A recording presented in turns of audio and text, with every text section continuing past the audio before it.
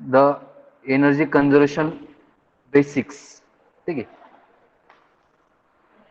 Introduction मध्ये आपण बघितलं होतं की after the industrial revolution most energy is provided by the coal, but after petrol, diesel, gas are used.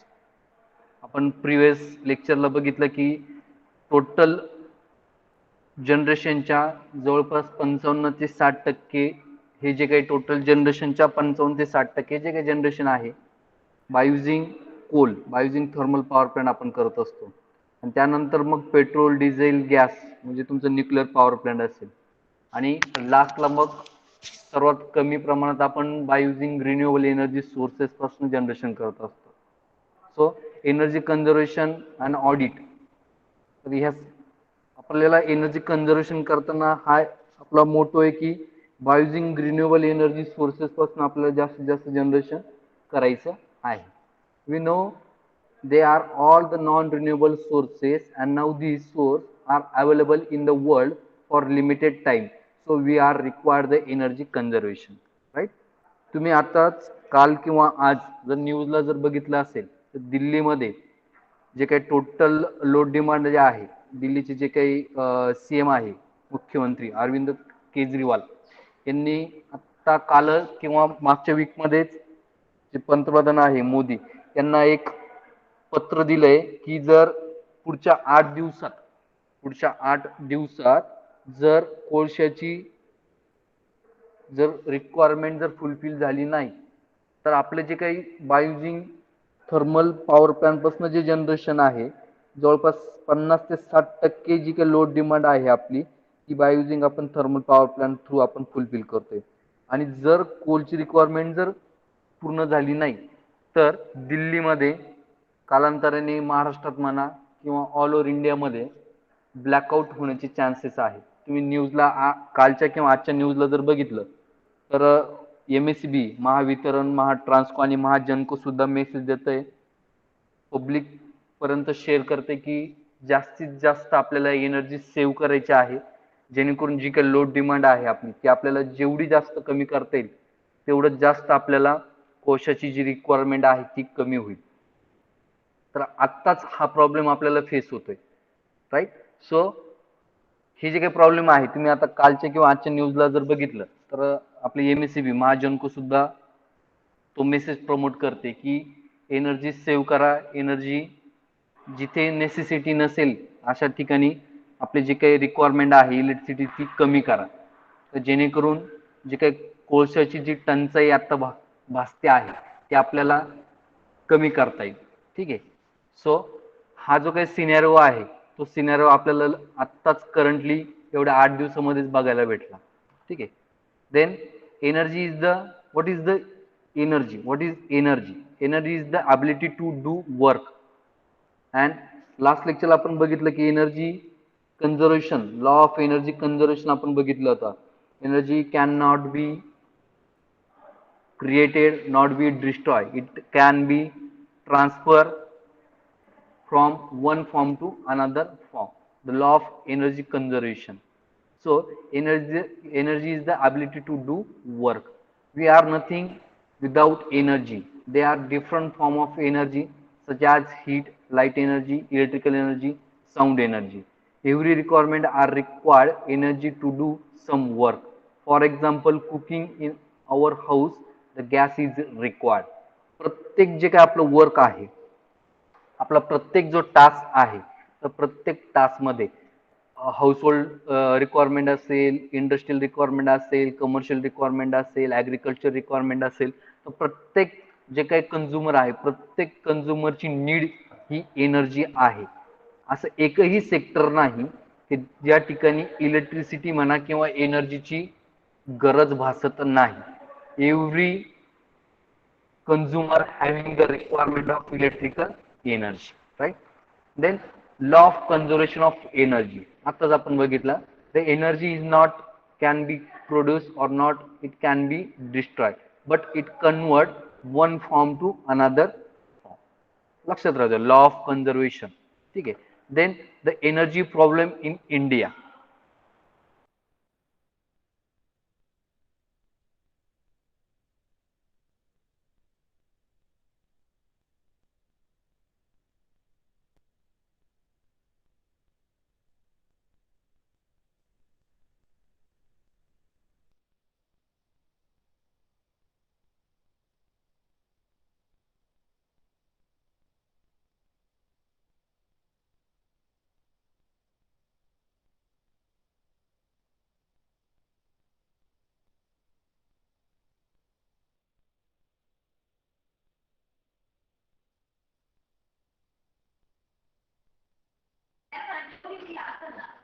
So energy problem in India. Population increases. Nowadays, the population of India is increased more every year. So the requirement of electrical energy more. Day by day, the population is increases. The load demand or requirement of electrical energy also increases. Then the industrialization, constant development of industry so that cause more energy required. जशा जशा माणसाच्या गरजा वाढत आहेत तशा तशा पद्धतीने जी काही इलेक्ट्रिसिटीची जी डिमांड आहे, एनर्जीची जी डिमांड आहे ती day by day he increase होते. आणि इंडस्ट्री जसं आपण म्हणतोय की विकसनशील देश किंवा आपली जी काही वाटचाल आहे, ज्या पद्धतीने ती वाटचाल झाली आहे, इंडस्ट्रीज वाढत आहे, इन्फ्रास्ट्रक्चर वाढत आहे, राईट. सो जेवढ्या पद्धतीने ती जे काही इन्फ्रा आहे किंवा इंडस्ट्रीज ज्या डे बाय डे जे काही इन्क्रीज होत आहे, तर त्यांची जी रिक्वायरमेंट आहे इलेक्ट्रिसिटी ती सुद्धा वाढते. म्हणजे जी काही लोड डिमांडची जी काही रिक्वायरमेंट आहे ती दिवसेंदिवस वाढते. So constant development of energy so that cause more energy required. Then the transportation development. Every year new vehicle are people purchase, so the demand of energy increases. मी मागच्या लेक्चर मध्येच तुम्हाला सांगितलं होतं की आपण जे काही होतं पब्लिक सेक्टर किंवा पब्लिक ट्रान्सपोर्ट कडे आपला जे काही फोकस होता तो दिवसेंदिवस कमी होतोय. इंडिव्हिज्युअल माणूस एक जे काही व्हेकल असेल, फोर व्हीलर असेल, तर एक पर्सन एक स्वतः एक व्हेकल घेऊन त्या ठिकाणी ट्रान्सपोर्ट करत असतो. ठीक आहे. तर जी काही रिक्वायरमेंट आहे किंवा जे काही ट्रान्सपोर्टेशन फॅसिलिटी ज्या पद्धतीने डेव्हलप होते, न्यू व्हेकल ज्या पद्धतीने मार्केटमध्ये किंवा पब्लिक ज्या पद्धतीने परचेस करता आहे, तर ती जी काही रिक्वायरमेंट ती वाढली, योग त्याच्या कालांतराने त्याचा इम्पॅक्ट तुमच्या फ्युएलवरती, जे काही फोसाईल फ्युएल आहे, आपलं पेट्रोल आहे किंवा डिझेल आहे, त्याचं जी काही रिक्वायरमेंट आहे ती सुद्धा day by day he increase होते. ठीक आहे. ती रिक्वायरमेंट तर इन्क्रीज होतीच आहे, पण त्याचा इम्पॅक्ट परत तुमच्या पोल्युशन वरती होतो. पोल्युशन वरती त्याचा इम्पॅक्ट परत होतोय, राईट. So transportation development. Then agriculture. The number of pumps are increase day by day for draw water. Agriculture सेक्टरमध्ये वॉटर पंपिंगसाठी किंवा वॉटर ड्रॉ करण्यासाठी जे काही आपण सबमर्सिबल पंप आपण जे म्हणतो, तिची जी काही रिक्वायरमेंट आहे किंवा ते पंप जे आहे ते सुद्धा डे बाय डे इन्क्रीज आहे. सो त्याचा इम्पॅक्ट तुमचा डायरेक्टली लोड डिमांड वरती होतो, राईट. The concept of energy conservation. What is the energy conservation? What is the concept of energy conservation? Right. The use renewable sources such as solar, wind and tidal energy. तर energy conservation म्हणजे नेमकं काय करायचं? जे काही non renewable energy sources आहे त्यांचं जे काही युटिलायझेशन किंवा त्यांचं जे काही यूज आहे तेवढं आपल्याला जेवढं तेवढं करणं गरजेचं आहे. त्याला ऑप्शन म्हणून काय? So solar, wind, tidal energy हे जे काही रिन्युएबल एनर्जी सोर्सेस आहे त्यांचं जे काही युटिलायझेशन आहे ते आपल्याला इन्क्रीज करणं गरजेचं आहे. We are source of energy used to it really well protected. How to source of energy used to really well protected. ज्या ठिकाणी खरंच इलेक्ट्रिसिटीची रिक्वायरमेंट आहे अशाच ठिकाणी त्या एनर्जीचा युटिलायझेशन होणं गरजेचं आहे. नुसतं इलेक्ट्रिसिटीचीच नाही. आता सांगितलं की सिंगल पर्सन एक व्हेकल स्वतः त्या व्हेकल मध्ये एक सिंगल पर्सन त्या ठिकाणी ट्रान्सपोर्ट करत असतो. ठीक आहे. तर ज्या ठिकाणी नेसेसिटी नाहीये, गरज नाहीये, अशा ठिकाणी आपल्याला जे काही सोर्सेस आपण जे काही यूज करतोय नॉन रिन्युएबल एनर्जी सोर्सेस, त्या ठिकाणी आपण ते सेव्ह केले पाहिजे. Stop the unnecessary consumption of energy, right.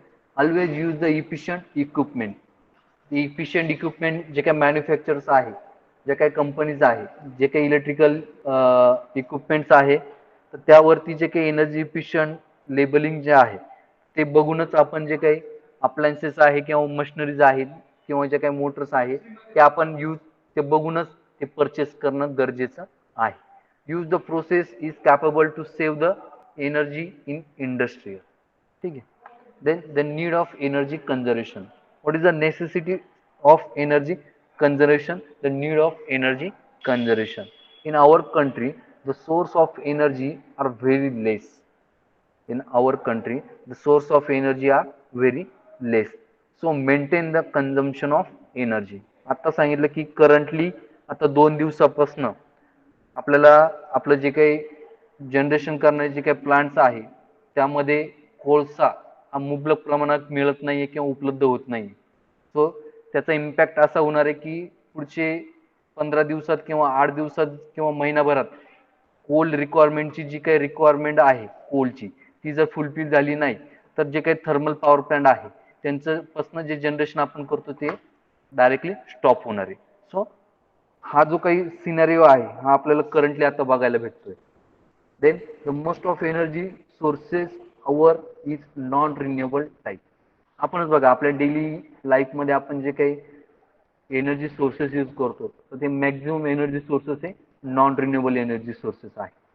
We are improving the 75% fuel from other country, importing the 75% fuel from other country. 75% जे काही फ्युएल आहे त्यामध्ये मग आपलं केरोसिन आलं, पेट्रोल आलं, डिझेल आलं, ह्या ज्या काही किमती आहेत किंवा त्यांची जी काही कॉस्टिंग जी वाढते आहे पेट्रोल आणि डिझेलची, तर ती कॉस्टिंग वाढण्यामागचं रिझनच ते आहे की दिवसेंदिवस आपली जी रिक्वायरमेंट आहे किंवा जी काही गरज आहे ती वाढत चालली आणि आपण जवळपास 75% जे काही फ्युएल आहे क्रूड ऑइल आपण ज्याला म्हणतो, पेट्रोल, डिझेल, केरोसिन, हे सर्व आपण अदर कंट्रीमधनं इम्पोर्ट करत असतो. तर त्यामुळे दिवसेंदिवस त्याची जी काही किंवा एलपीजी असेल, ठीक आहे, लिक्विड पेट्रोलियम गॅस, सो याची रिक्वायरमेंट वाढत असल्यामुळे त्याच्यावरचे जे काही टॅक्सेस आहे किंवा जे ट्रान्सपोर्टेशन साठी लागणारी जी काही कॉस्टिंग आहे अदर कंट्री त्यावरती ते चार्जेस इन्क्रीज करतात आणि दिवसेंदिवस आपल्या ह्या क्रूड ऑइलच्या ज्या किमती आहे प्राइसिंग आहे ते डे बाय डे इन्क्रीज होत आहे. Right. They so the conservation of energy must be required for to save the reserve money. नुसता फ्युएलच रिझर्व, त्या अनुषंगाने तुमचा जी काय आर्थिक परिस्थिती आहे ती पण तुम्हाला मी सांगितली कशा पद्धतीने आपल्याला मनी सेव्ह करणं गरजेचं आहे. The amount of bill is decreases as saving the energy. जेवढी आपण एनर्जी जास्त सेव्ह करू तेवढं जास्त प्रमाणात तुम्हाला जी काही अमाऊंट आहे बिलची जी अमाऊंट आहे, जे आपल्याला मंथली जे एनर्जी बिल येतं ते बिलची जी अमाऊंट आहे ती सुद्धा कमी होईल. Then energy conservation principle. The energy conservation means to reduce the wastage of energy and increase the efficiency of energy and to reduce the consumption of energy. जी काही वेस्टेज आहे ते आपल्याला रिड्यूस करायचं आहे. इफिशियन्सी म्हणजे कशी इन्क्रीज करणार की जे ओल्ड इक्विपमेंट आहे, जे एनर्जी इफिशियंट इक्विपमेंट नाही, फॉर एक्झाम्पल आपण जुन्या काळात जे आपले इनकॅन्डेसन लॅम्प आपण जे यूज करत होतो ते रिप्लेस करून आपण ते सीएफएल एलईडी असेल ते यूज करणं गरजेचं आहे. त्यानंतर आपल्या घरात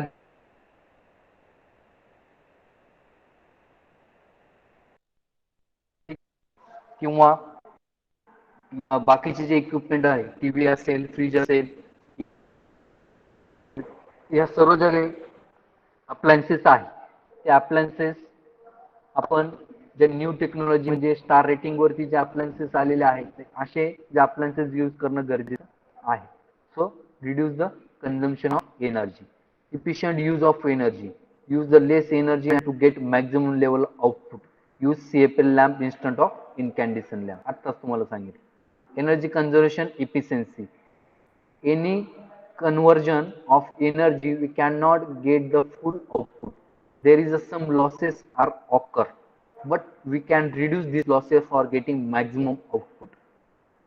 कुठलं पण इक्विपमेंट असेल, सपोज आपण 230 व्होल्ट जर ट्रान्सफॉर्मर आपण जर इनपुट दिलं तर आपल्याला सेकंडरी साईडला किंवा सेकंडरी त्याचं जे आउटपुट आहे ते 230च भेटेल असं नाही, because there is a losses. So हे लॉसेस आपण कमी तर नाही करू हे लॉसेस आपण निग्लेक्ट तर नाही करू शकत, पण ते आपण कमी नक्की करू शकतो. ठीक आहे. सो मॅक्झिमम आउटपुट किंवा इफिशियन्सी आपल्याला इक्विपमेंटची किंवा अप्लायन्सेसची कशी वाढवतील त्याकडे लक्ष दिलं पाहिजे. Energy conservation, use less energy and save the energy. Winter season the temperature of heater kept low, जे काही आपलं रूम हीटर आहे त्याचं टेम्परेचर हे कमी ठेवणं गरजेचं आहे.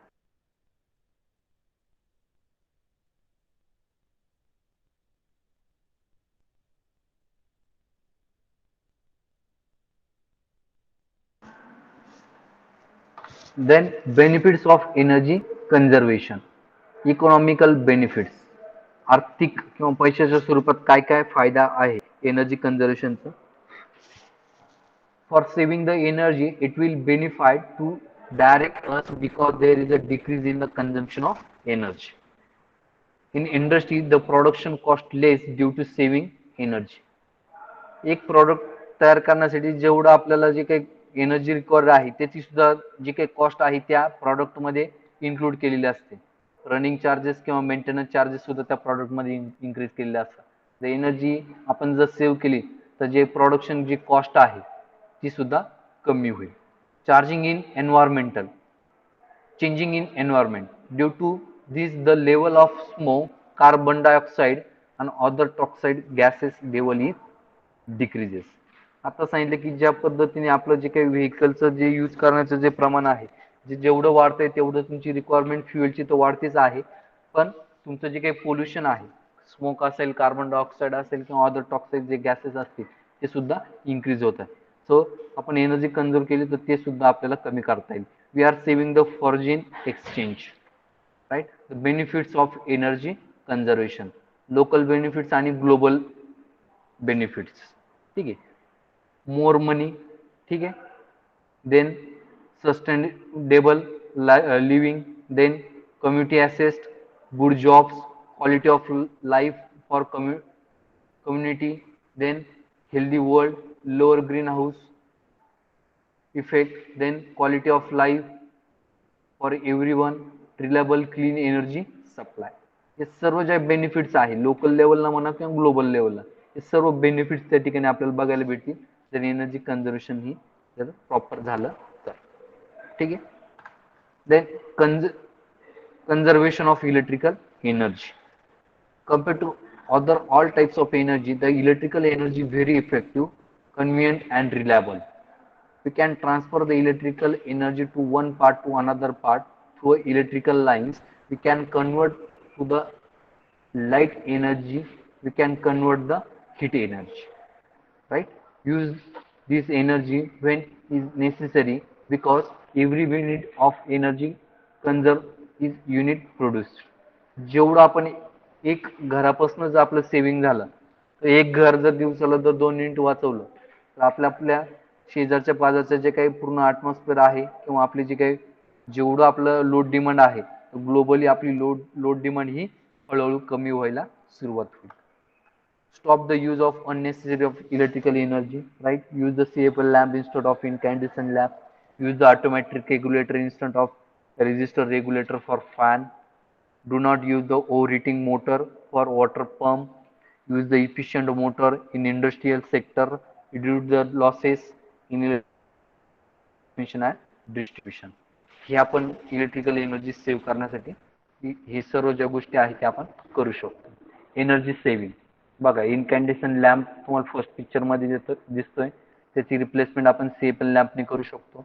त्यानंतर जे काही रेग्युलेटर्स आहे, automatic regulator instant of resistor regulator for fan. Then necessary ज्या ठिकाणी लॅम्प किंवा फॅन किंवा अजून जे काही अप्लायन्सेस चालू असतील ते आपण help conserve energy, turn off light when living. ज्यावेळेस आपण रूममधनं घरामधनं बाहेर निघतो त्यावेळेस आपलं काही स्विच आहे लाईटचं ते आपण ऑफ करणं गरजेचं आहे. ठीक आहे. Then scope of energy conservation in different areas, transport sector, agriculture sector, power generation, transmission and distribution sector, domestic sector and industrial sector.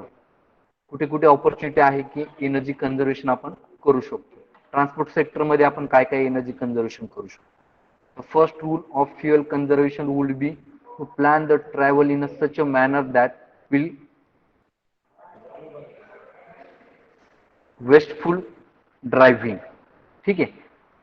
Following traffic signal will help avoid traffic jams that lead to great deal of wastage of fuel.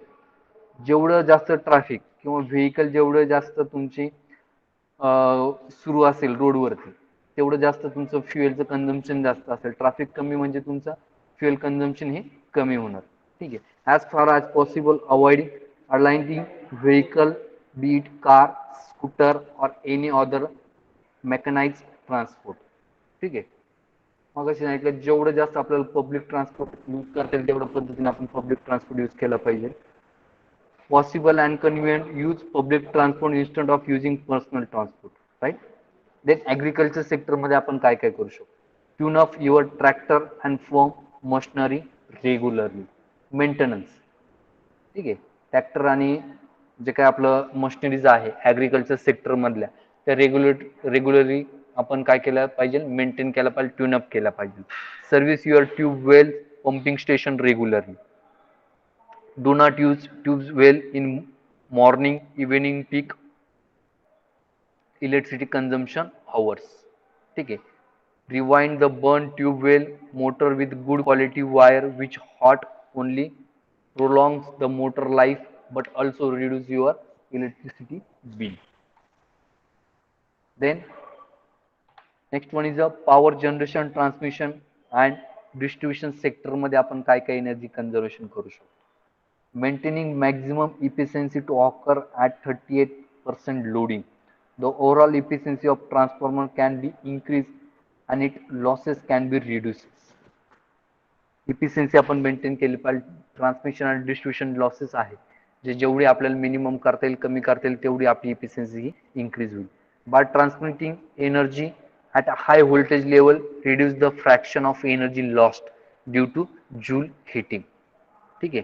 Optimise distribution system is the economical combinations of primary line distribution transformer, secondary line to reduce this loss and improve voltage line length ratio should be optimized.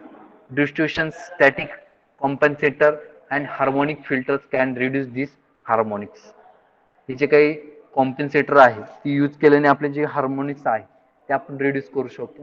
त्याचा impact directly तुमच्या transmission आणि distribution लॉसेसवरती ते minimise होता. Losses minimise झाले म्हणजे efficiency वाढणार, efficiency वाढली म्हणजे तुमची एनर्जी सेव्हिंग त्या ठिकाणी होणार. डोमेस्टिक सेक्टरमध्ये आपण काय काय एनर्जी कन्झर्वेशन करू शकतो. One of the best energy saving devices in the light switch. Turn off light when not required. Right.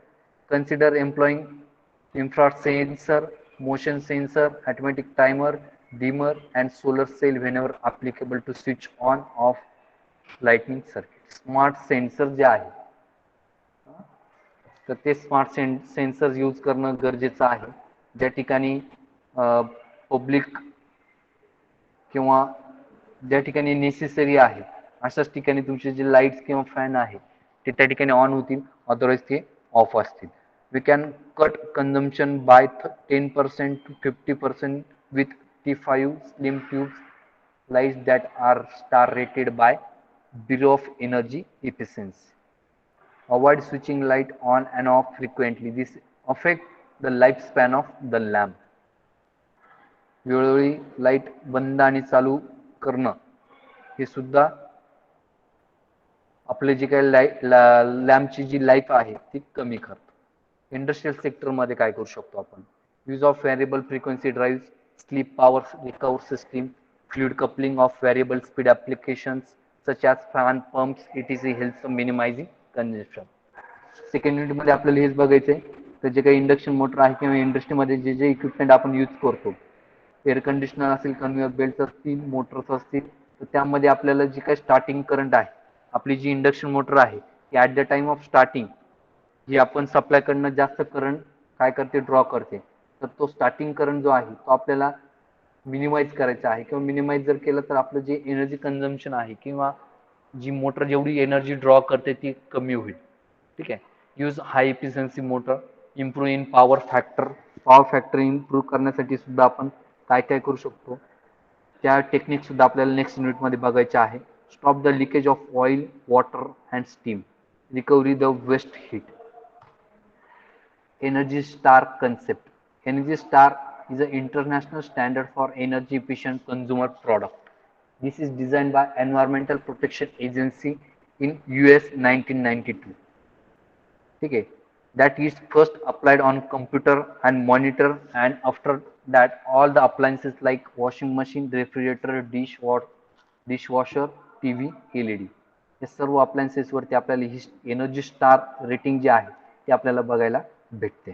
He implement कधी झाली होती? USA ने 1992 मध्ये ती इम्प्लिमेंट केली होती एन्व्हायरमेंट प्रोटेक्शन एजन्सीने. ठीक आहे. तर हे स्टँडर्ड सुद्धा कन्झ्युमरने मेंटेन करणं गरजेचं आहे. ह्या रेटिंग तर तुम्हाला सर्वांना आता ओळखीच्या झालेल्या आहे. स्टार रेटिंग आपण त्याला म्हणतो. 1 star, 2 star, 3 star, 4 star and 5 star. Power saving guide. More stars, more saving. Right. Electricity consumption 376 units per year. 776 unit per year एवढं कन्झम्पशन आहे. 5 स्टार अप्लायन्सेस आहे. अप्लायन्सेस रेफ्रिजरेटर ब्रँड दिलेला आहे गोदरेज. मॉडेल दिलेला आहे. मॅन्युफॅक्चरिंग इयर सुद्धा असतं. त्यानंतर टाईप असतो. त्यानंतर ग्रॉस व्हॅल्यूम असतं. स्टोरेज व्हॅल्यूम असतं आणि यावरती ह्या लेबलिंग्स आपल्याला बघायला भेटतात. More star, more saving. Bureau of Energy Efficiency, established in 2002 under the Energy Conservation Act 2001. Energy conservation act ज्यावेळेस फॉर्म झाला त्याच्या अकॉर्डन्स तुमचं हे BEE जे आहे ब्युरो ऑफ एनर्जी इफिशियन्सी ते 2002 मध्ये एस्टॅब्लिश झाली. Improve energy efficiency through various regulatory and promotional instruments, plan, manage and implement provisions under the Electricity Act. Appliances standard and labeling, industrial energy benchmarks, energy conservation building codes.